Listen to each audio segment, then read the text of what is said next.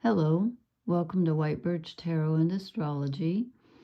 This is a reading for Libra, Sun, Moon, Rising. I sometimes will check not sometimes actually, I always do.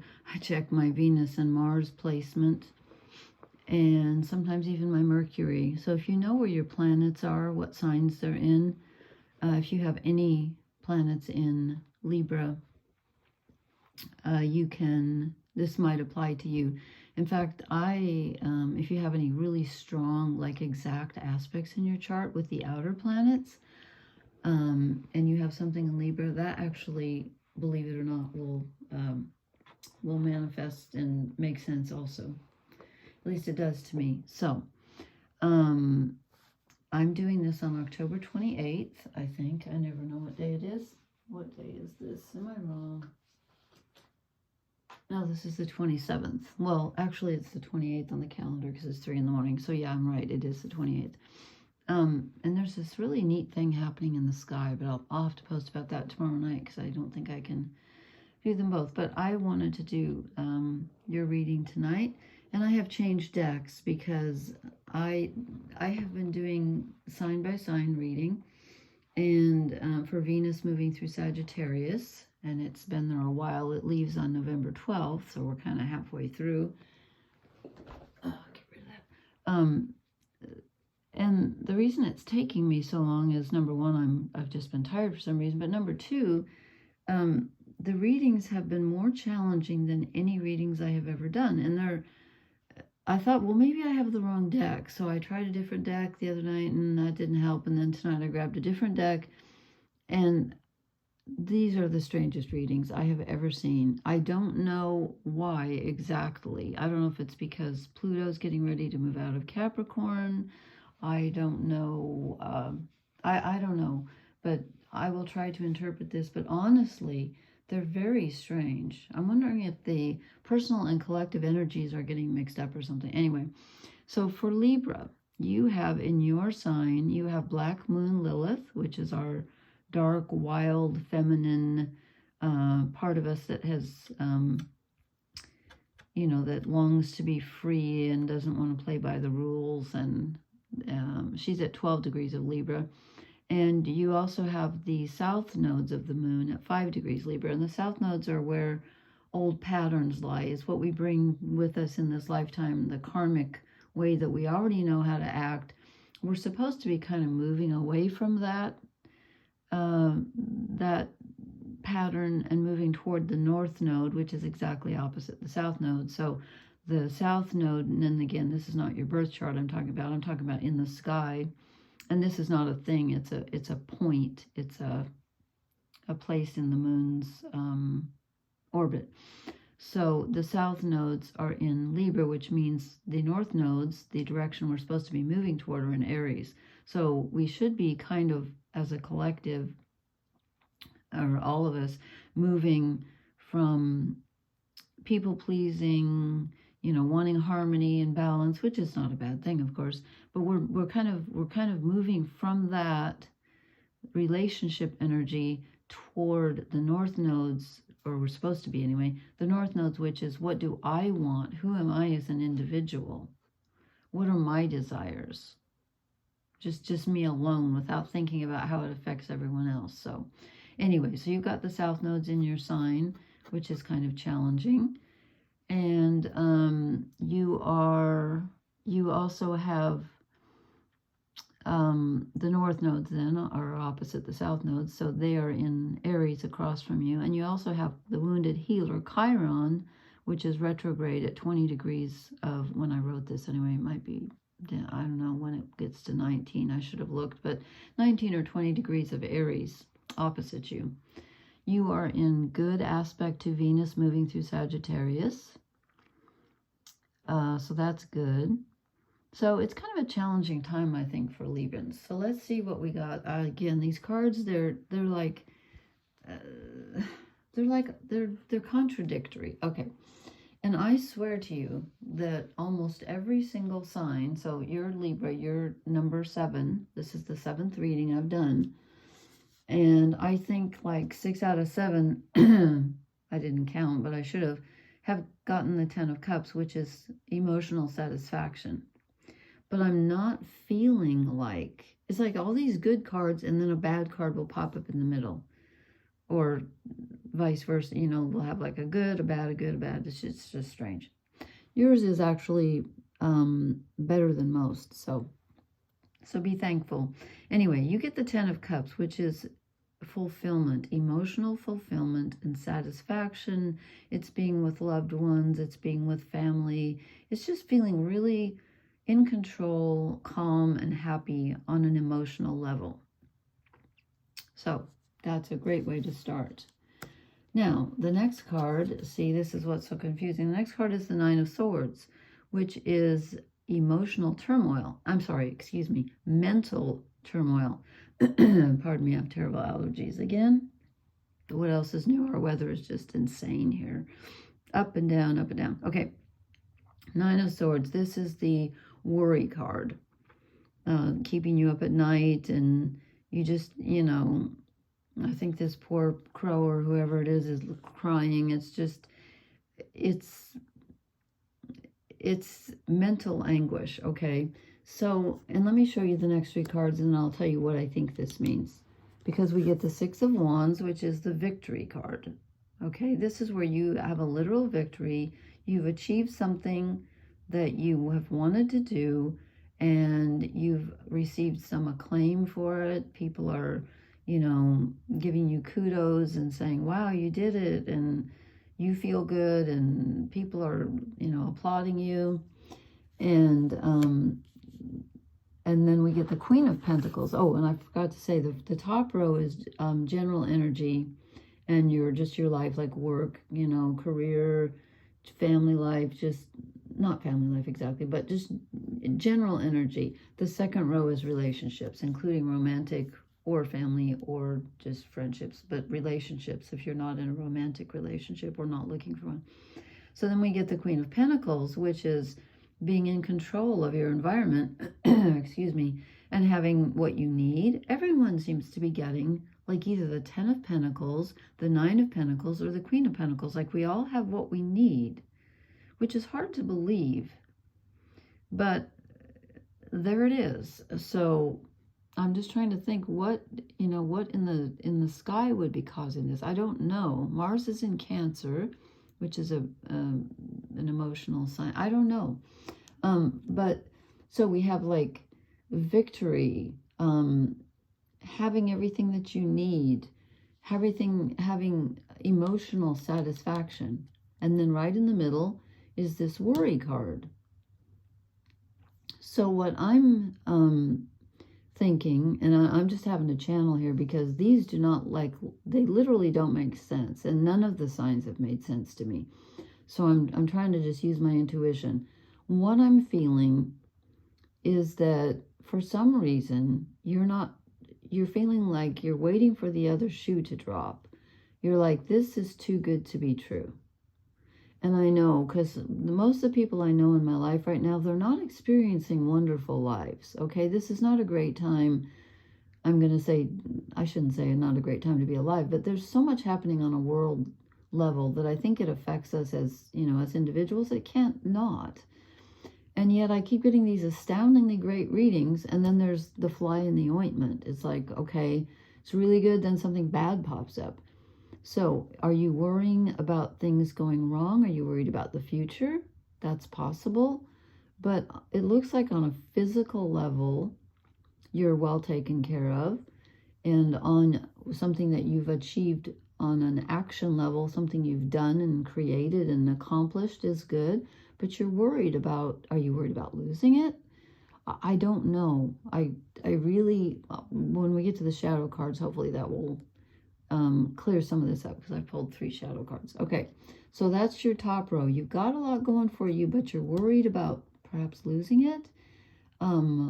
It doesn't, for some reason you're just not trusting it mentally.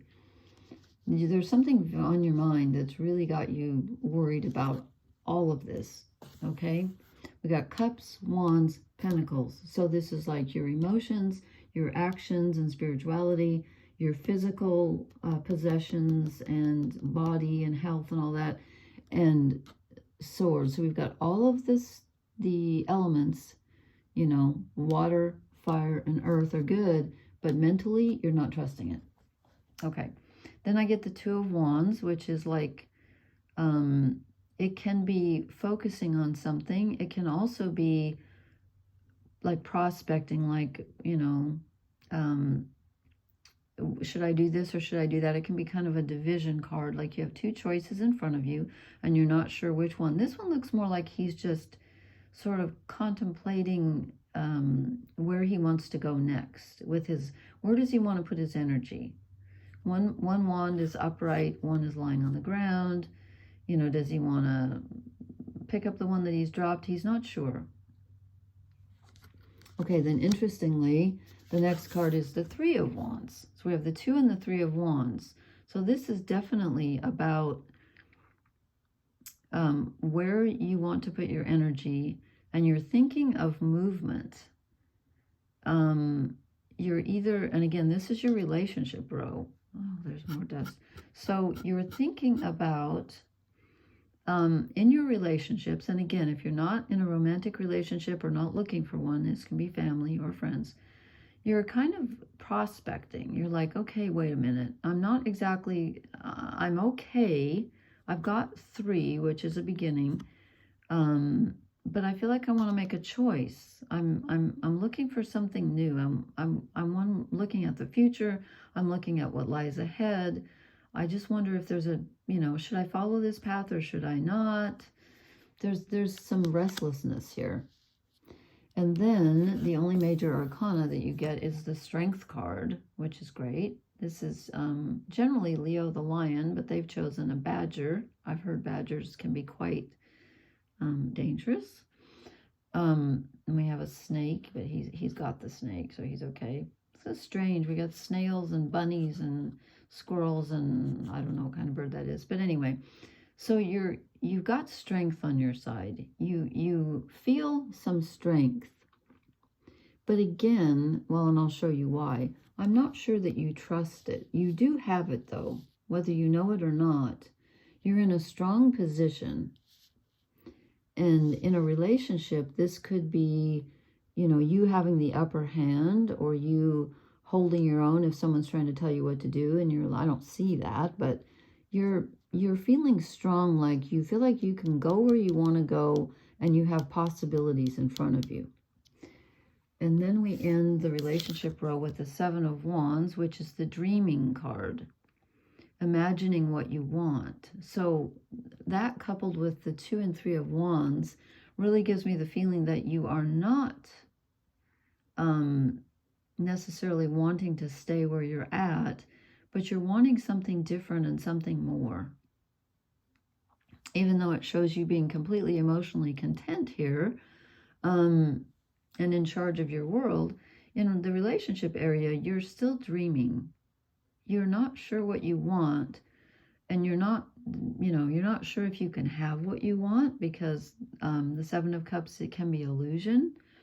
And Neptune is still in Pisces at the, you know, well, Neptune's retrograde, so I think he's at like 27 degrees now, or is it 25? Did I write that down? No. Nope, but I'm close. 27. Yeah, 27. Okay. So, so you're I almost said fantasizing. But it is. It's in a sense. It's like, what do I want?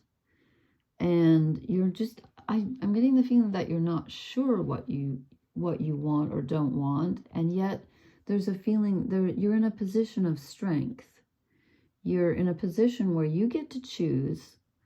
But you're worried for some reason. You're not trusting something. And everyone's gotten that. So I'm just like, is this the world stage we don't trust? I don't know. If I were reading for only people from the United States, I'd know exactly what we were worried about. But since I'm not, you know. Okay, so then I drew your shadow cards, and we get the High Priestess. Okay, she is the... she's the feminine energy, she's intuition, she's to some extent the subconscious, she's the receptive energy on a very major level. And it's a shadow card. So this goes along, I think, with the Nine of Swords telling me that, and also the Seven of Cups, telling me that you're not feeling confident in your intuition, and you're not trusting yourself. You're not trusting your very basic inner self. You're not, this is Scorpio season. We have the Sun and Mercury in Scorpio. Venus just got out of Scorpio. Let's see, does someone else move in? Let me take a look here. No, I don't think so. Not for a while. Anyway, we are in Scorpio season, and that is always bringing up things from the subconscious, and it's a rather dark, feminine, receptive sign. And so, and I'm not saying that all Scorpios are dark. I'm not saying that, but it has a dark side to it, not an evil side. I don't mean dark as in evil. I mean dark as in secretive and hidden, and it's about uncovering things. So there's an aspect of you that will be looking at the subconscious, but it's a shadow card. So you either don't want to, which could be part of this worry, like you're like, I'm afraid to draw back the curtain and see what's there. Or you've discovered something inside that's a little darker than you had thought, and you maybe are having a little trouble processing it. I don't know. But it's lack of faith in yourself. There's a lack of trust here with this Seven of Cups and, all these good cards, and then the Nine of Swords and Seven of Cups. You're just not trusting. And then your next shadow card is the Wheel of Fortune. Now, this is, the Wheel of Fortune is normally a good card because it means that things are going to change, normally for the better when it's in the upright. But when it's a shadow card, it's a fear of change. It's not wanting change. And Libra's a cardinal sign, so they generally deal with change fairly well. Cardinal signs are the leadership signs, and they are the signs on the, when the seasons change. So we just had the, we just had the fall equinox. That's when the sun goes into Libra. So this is the turning of the seasons, and that is, your energy because you're Libra. But there's a change ahead. But since it's a shadow card, I think you're fearing change. And that's why I'm feeling like maybe you're waiting for the other shoe to drop. Why? I don't know. Maybe you're not used to having good fortune, and you're kind of looking around just thinking, I either don't trust myself to know how to handle my good fortune, or I'm afraid that this just seems too good to be true. That's the feeling I'm getting. You're afraid it's not going to last. Also, with the Wheel of Fortune, you're like, yeah, it's okay today, but what about tomorrow?